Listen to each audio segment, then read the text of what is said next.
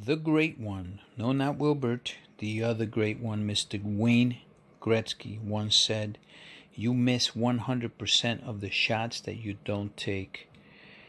In any investment, no matter what it is, whether it's real estate, gold, silver, Bitcoin, stocks, mutual funds, opening a business, the hardest thing that you can do is making that first move.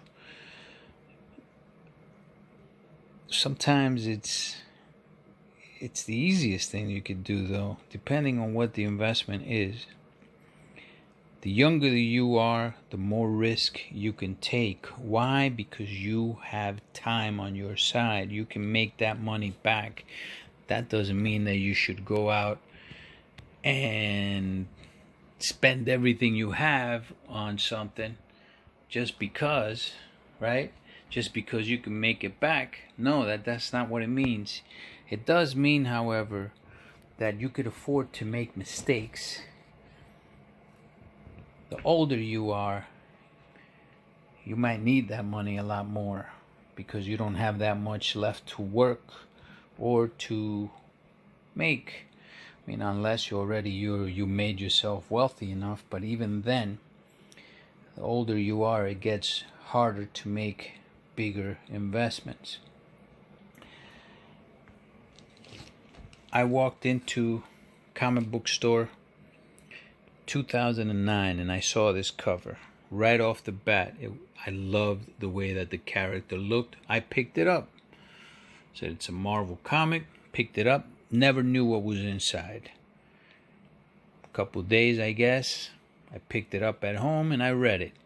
Right off the bat, it was a minority character with great power, and I'm into power guys. Silver Surfer, Thanos, Thor, you guys know it, man. The Hulk, I'm into all that.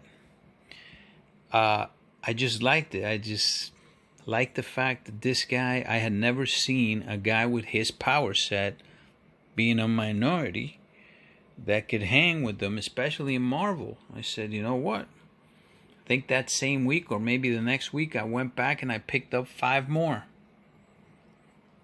Then I started researching the character and I found out that the writer was African American, Kevin Greavious. I said, you know what? Let me go back over there and pick up another 5. I went back, took another 5. The rest of them had a little bit of defects, so I just left them on the shelf. I went back, 3-4 weeks later. I said, you know what? I'm going to pick them up anyway. I'm going to pick them up. They were gone. I told my LCS guy, hey, where's the Blue Marvels? He was ripping them up. He had already ripped them up.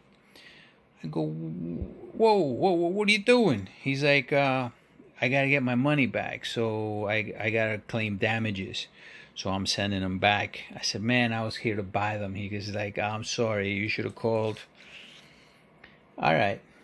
So what I had forgotten was, by the way, none of these are the ones that I picked up from my local comic shop. What I had forgotten was that I went online to look for Silver Surfer and Doctor Strange books at mycomicshop.com, Lone Star Comics. And I saw these on sale. They had 30 of them on sale for $1.90. I picked all of them up. And I said, well, for me, it was an easy decision. At the time, it was not an investment. Not really. It was a spec. Now, what is the difference between a spec and an investment? A spec play is more of a gamble play. This was a gamble because this is a comic book that was getting ripped up. Nobody was buying it. However, when I thought about it, I said, I like it. I loved it. I read it. And because of that, I knew kind of that other people were going to like it as well. So I picked them up. My intention was to bag and board them. As you see right now, I didn't bag and board them. If I would have, maybe I would have 39.8s here, but I didn't. I meant to do it, but I completely forgot about these. Completely forgot about them. I remember taking the Silver Surfers and the Doctor Stranges out, but these, I left them in that bag that they came in, and I put them in a long box. Fast forward to today. All right. Difference between a spec and an investment. That was a spec play at the time. I don't think it's a spec. Well, I know it's not a spec play anymore, right? This right here is an investment. I'm starting a project. This one's going to be called Keepers. That's what I'm calling this project. And these are not going to be spec plays. These Keepers are going to be expensive books that I think have a lot of room to grow. I don't want you guys following me on this. I want you guys to just watch and see how I do. The Grail project is absolutely 95% of that Grail project was spec. This one's going to be investment grade books, okay? The reason I have these also like laid out like this is because I sounded really salty with CCS the other day. And I still am, by the way. And I said I was done with CCS after a few days of mulling this over. I am not done with CCS.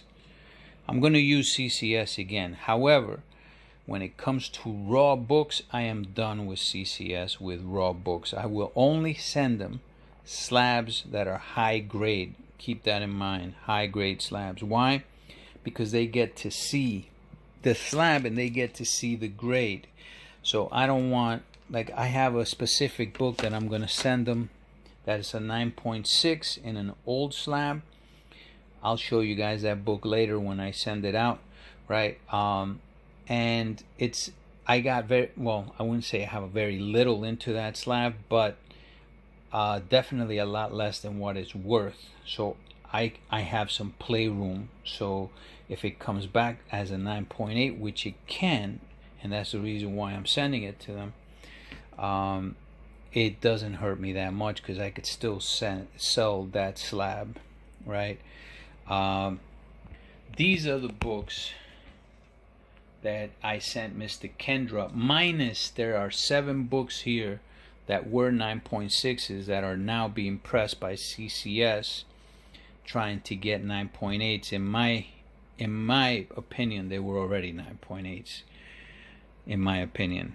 But I'm sending it to them to see if they can get them to a 9.8. I got to get at least 2 back 9.8, at least, because if not, if they can't get them to that, I mean, I'm not going to have too much confidence. I don't know. I shouldn't say that, but whatever, dudes. Bottom line is that I sent Mr. Kendra, ImpressiveComics.com, I sent them 20 books. Of those 30 that needed the most work, 75% of those books came back at 9.6 and above. 2 9.8s. He sent me 2 9.2s, 1 9.4, which is now with Mr. William Martinez. And I got good news for you, my friend. I'll say it in a second, but these are the ones that I sent to CGC. There's 11 books here, but 10 of them were from that 30 lot, and I sent them the best 10 that I didn't see much wrong with. In my estimation, they just needed a light press. Some of them probably didn't even need a press for 9.8s, but I wanted to make sure that they got them, and none of them got a 9.8. In fact, 75% of Mr. Kendra's books that were in worse condition came back at 9.6 or higher. Only 70% of the ones I sent CGC came back at 9.6, not higher. 7 9.6s.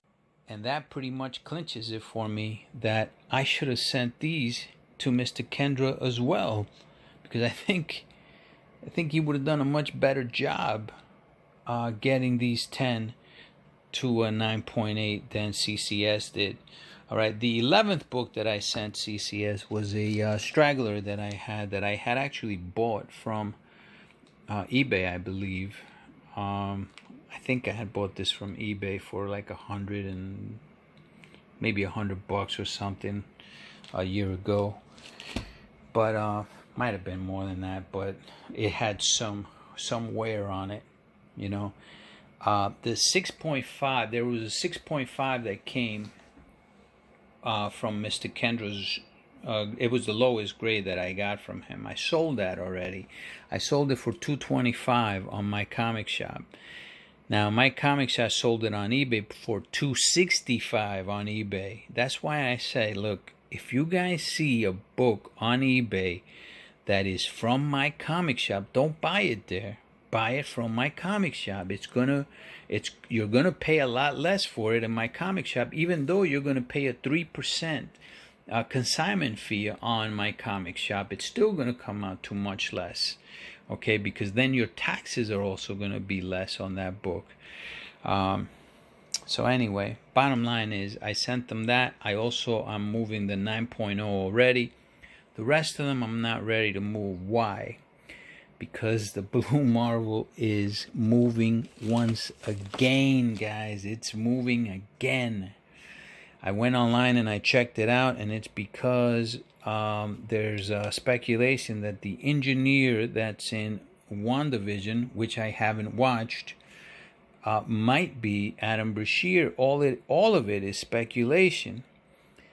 This character hasn't shown up yet in the Marvel Cinematic Universe, and it's already just taking off because of the cult following that it has.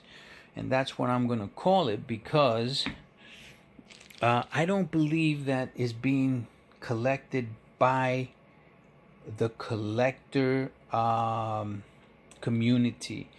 Yes, it's being collected by guys like myself that think like I think about this character. And not all of us, I don't think, are collectors. I am. But I'm pretty sure some of the people are probably not collectors. They just like the fact, or maybe not comic book collectors, but they just like the character for the same reasons that I like the character. But I don't believe that this character, because he hasn't solidified himself in the Marvel Universe just yet, you know, I think he will. Because why, if you're Marvel, if you want to create diversity in Marvel Comics, you already have the characters. Use the characters that you have. Why not use it? You got a gold mine, but yet you want to, you know, you want to morph a character into another character's place, right? Take a character and you put her in Iron Man armor and say, okay, we're diversified. Bullcrap. I don't fall for that, man. This is an original character. Use him. Use him. You know. That's my 2 cents. But anyway, I am going to be sending some of these 9.6s. As a matter of fact, I think I'm going to be sending all 7 9.6s to Mr. Kendra. The roles are going to get reversed on this one. Reason I'm not sending them to CCS is because I already sent it to them. I am expecting to take some hits on here because they're not going to be able to see the grades, and grading is subjective. So I might get some 9.4s back. But I know that Mr. Kendra, and I shouldn't get 9.4s back, really, I should not. But I know that Mr. Kendra can get some of these, if not all of these, to 9.8s. So, and why am I doing it? It's because I can. Because of the price that I got these on. Now, if I would have went out and I would have paid $500 for this book, I wouldn't be doing that because I have too much invested in it. But because I only paid $1.90 for it, I can do that. And I have what, $36 and change invested in this, right? Or is it less than that? 35 and change, I think, invested in it. So I can throw another $33 into it and still make a significant profit, even if it comes back at a 9.4. And I have the gamble of getting a 9.8 if I can get out of these 7 to 9.8s, but I'm expecting a lot more than that. But then again, I was expecting these to be 9.8s anyway, but that's my thinking of it. Now,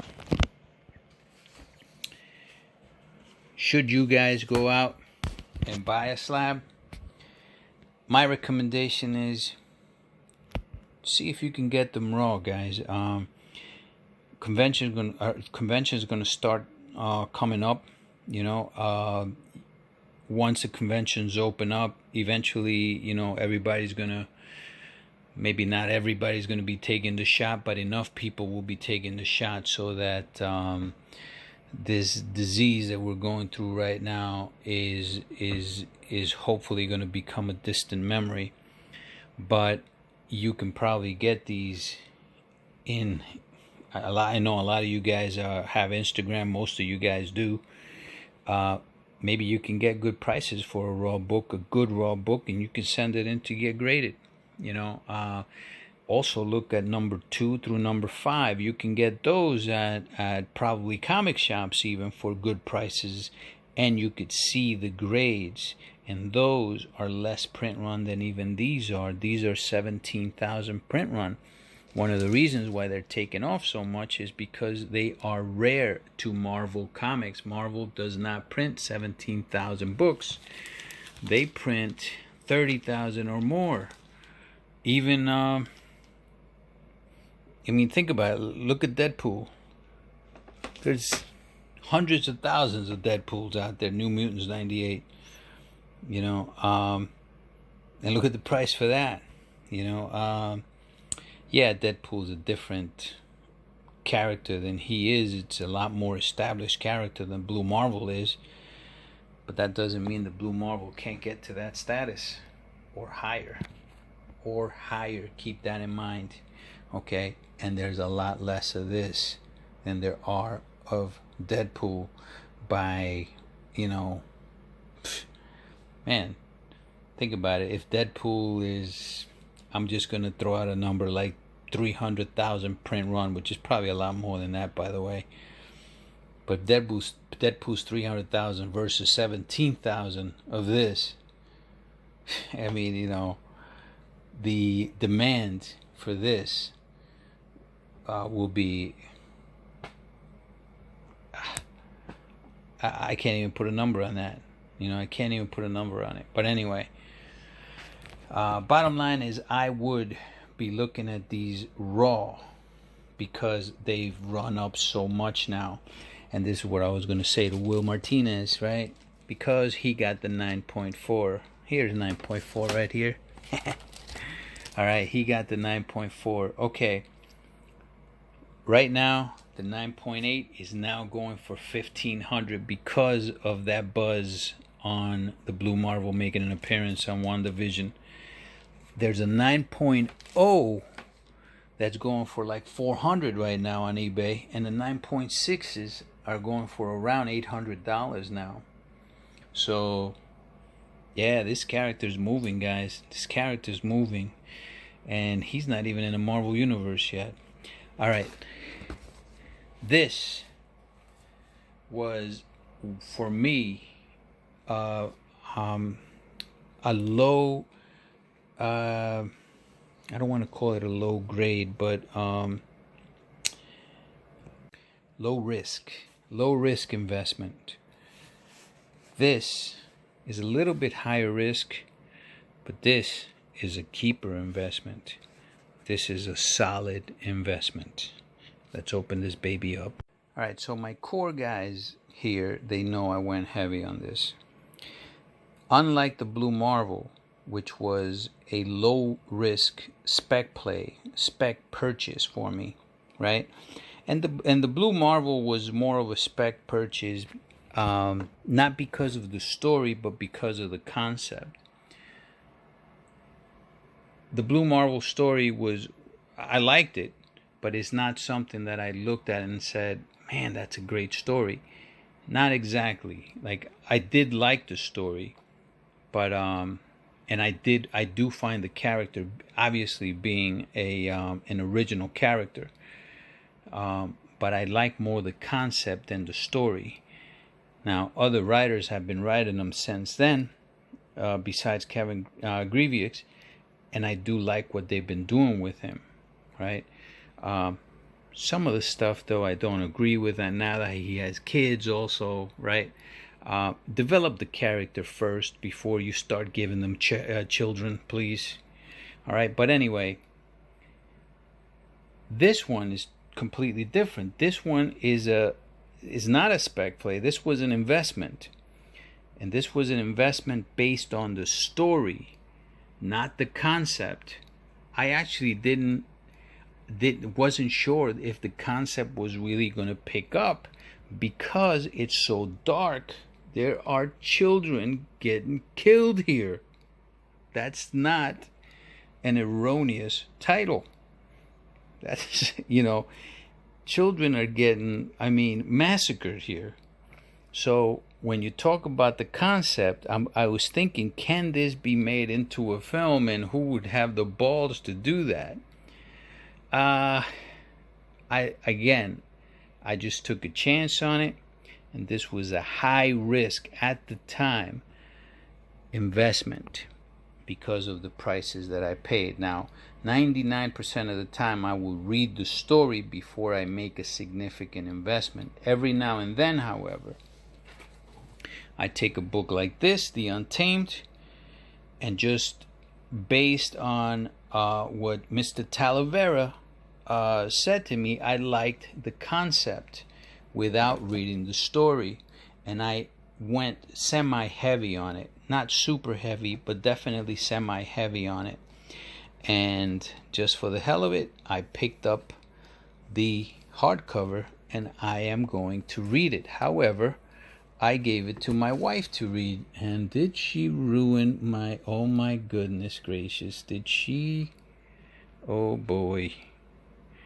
Look at that. Is that detached? The wifey. Oh my goodness gracious. She detached it. I gave it to her to read.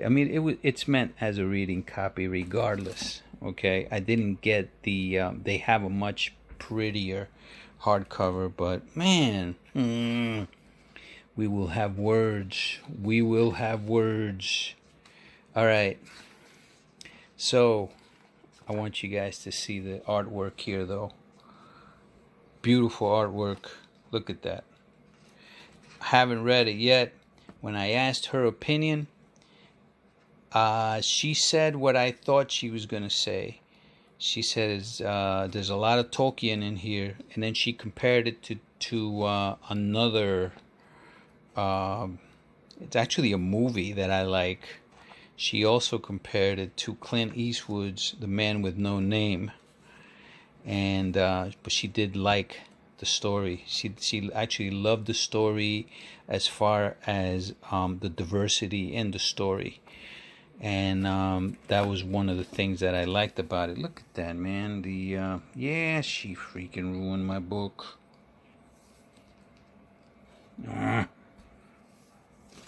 Whatever. We will have words. We will have words.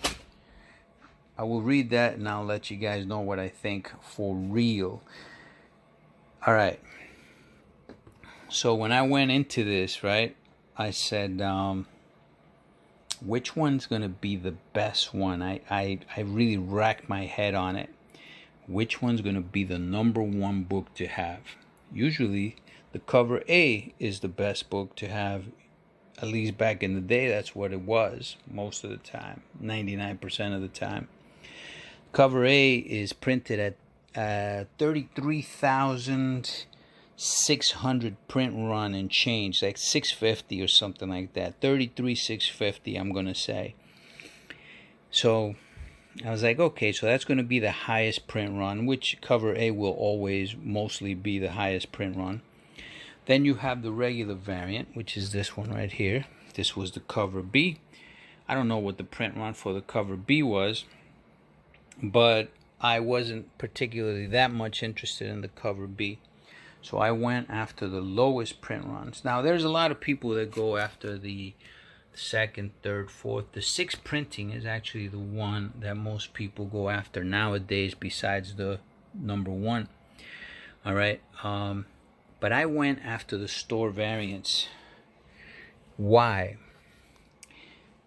The number one issues are printed according to Mr. Ross Ritchie himself.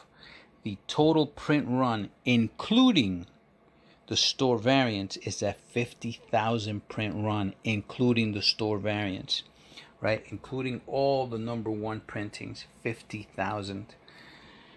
This is the lowest printed book in Something's Killing the Children number one.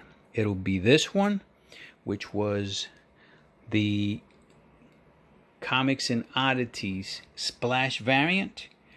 Oddly enough, this one goes for a lot less than that one does. There's 300 of these. There's only 300 of the foils. The foil is my favorite cover. It is the Frizen foil. When Mrs. Frizen, or Miss Frizen, is it Miss or Mrs.? I don't know. But when Jenny Frizen really just started making a name for herself, really, but this is her cover. This is her cover right here. If you think of Jenny Frizen, this is the cover you're going to think of her. Like if I say to you, Todd McFarlane, you're going to think Amazing Spider-Man 300. When I say Jenny Frizen, you're going to think Something's Killing the Children foil cover. That one is limited to 300 print run. This one is limited to 500 print run. And this is now the most expensive cover. Why? Because it's not a store variant. This one was a New York Comic Con exclusive by Jay Lee. Now, it's printed to 500 versus 300 here. I still like the fact that there are less of these. This is probably the least printed Something's Killing the Children book out there, but it's a store variant. Eventually, I think this will overtake that, in my opinion. I have multiples of all of them, though, except for the latter printings of the number one, right? But it's up to you. And I said it before, all of the number one printings are going to have value because it's a significant low print run for all the number ones, no matter which one you're looking at. It's a significant low print run. And when I went and made this purchase for the Keeper Project, I paid more for this book. I paid almost 3 times more. Actually, I paid 3 times more for this book than I paid for one of these ungraded. $70 for that one. Paid $200 and close. We're going to call it $220 for this Keeper book. Now, my thinking was that if I can get this at least in the 9.6, and to me it looks like a 9.8 to tell you the truth. If I can get at least a 9.6 on it, it's going to be a worthwhile investment regardless to hold, right? If I get a 9.8, obviously it's just a done deal. It's a great investment. So I'm very happy to say that this will be the first book in the Keeper project. I have made more purchases and they are coming. Of course, we're going to get these graded. We're going to get this one graded. And in the Keeper project, I am going to sell some. But I'm probably going to be keeping most. But I am going to sell some. But I'm going to hold them for a while. And we're going to see what the investment was. I haven't made the sheets up yet. But we're going to see what the total what the investment is for the book, the investment for grading them, and then what they're worth after a particular time, possibly like a year, or maybe, you know, we'll do like a 6-monther or something like that, probably a year, and see what they're worth in a year. And these are going to be all the investments on these are going to be I'm not going to call them, even though, see, I no longer call this a high risk investment. This was a high risk investment for the time that I got it in. I got it last year, right? So it was a high risk investment because the book hadn't really taken off as it has right now, right? So back then it was a high risk investment for me to spend $70 on that. Then I had to throw another $24, $25 to get it graded. So you're looking at $100 a book, right? That's a significant investment for that time. Obviously, right now you look at it and you're like, oh, that's not a significant investment. That's freaking highway robbery now. Yeah, right now it is, but back then it wasn't. You know, this one right here, even though I paid 3 times what I paid for that, I don't call this a high risk investment. I call this a pretty solid investment in my opinion. You know, and this book still has a lot to run. It's got a lot of room to grow, in my opinion. And the fact that they're taking a break from it, it's even better. So, yeah, that's the first book. Guys, I'm going to be opening up this baby right here. Oh, these are books right here that are spec plays. Low risk spec plays that hopefully will pay for books like this. Okay? And who knows, maybe later on. Let's open this up anyway. Alright, so this is Teen Titans number 2. These are the books that just came in. These are spec plays. Got these for less than cover price, much like I got those for less than cover price. Right? I don't know which one's going to be the first appearance in regular DC continuity. It's either going to be that one or that one. Teen Titans Go number 23 is going to be his first real appearance, though, but not in DC continuity. That one's really the book to get, though, to tell you the truth. More than likely, but these will have value if this character takes off. All right, now I have a user that's becoming quite a guy that I'm starting to really love, man. Spiffy McSender. He told me to check the spines on these books, the second print of number 1, because he thought that there were damages to the spines on most of these books. And you know what? He's right. Out of the 10 books that they sent me, I only consider 4 of them to be CGC 9.8 worthy. So only 4 of these will be going to CGC on the pre-screen. All of these came back like they're CGC worthy, though. But that's a good tip from Mr. Spiffy McSender, and that's why I say, hey guys, look at the message boards here, because these guys, they bring their A game here, man. More than I see in any other channel, to tell you the truth. I'm serious about that.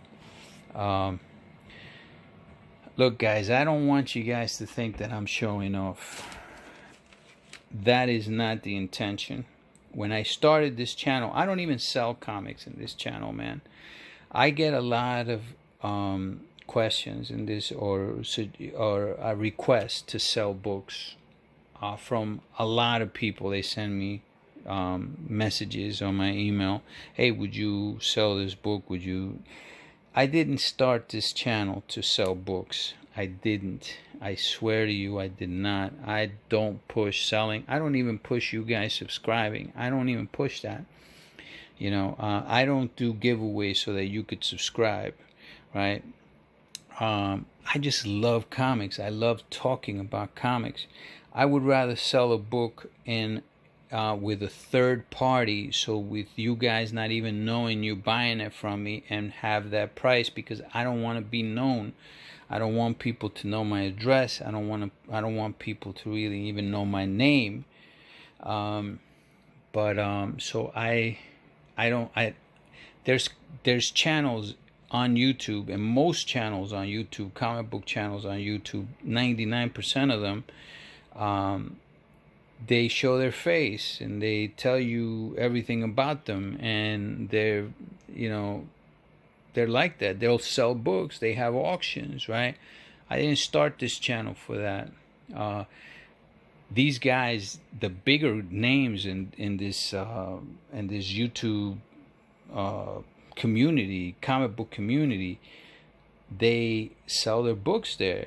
You know, that's their job. Their job is their channel, right? So you take a guy like Billy from Economics and Comics. He has a great channel, one of the best channels in comic books, but he dedicates 100% of his time to his channel, right?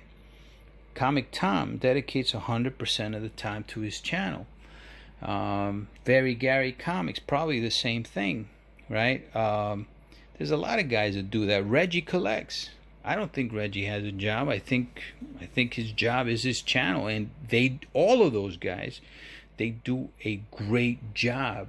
They have a great production. What production do I have? I don't even have good lighting, you know. I don't have production here. I got me, my voice, and my books, right? But all I want to do is make conversation. I want to reach that one guy that might say, you know what, maybe I can go out and get a book to read even, right? And maybe I'll like that story. All right, so maybe one day one of you guys will pick up the storyline, Cosmic Odyssey number 1 through 4, DC Comics. First appearance of the anti-life equation, right? Not worth anything right now. You could pick this up for less than $20 probably, in mint condition. You could read it and you could say, man, that was a hell of a story. That was a great story. You know, I'm just trying to share a little bit of knowledge that I have. Not saying that I have the greatest knowledge. There's guys out there with much more knowledge than me, believe me. You know, DS Comics, a guy like the Golden Age, the Golden Guru from Comic Tom, vastly more knowledgeable than anything that I can provide you. But I do have a little bit that I can probably teach some of you guys, and then some of you guys have actually taught me stuff. So that's what this is about, is reciprocal, right? And that's why I have my giveaways too, not because I want more subscribers, you know. But anyway, that's my 2 cents for this one right here. This project is just started. More books are coming next week, and I'll show them to you then. I will be doing an unboxing either tonight or tomorrow for this 50. Alright guys, later.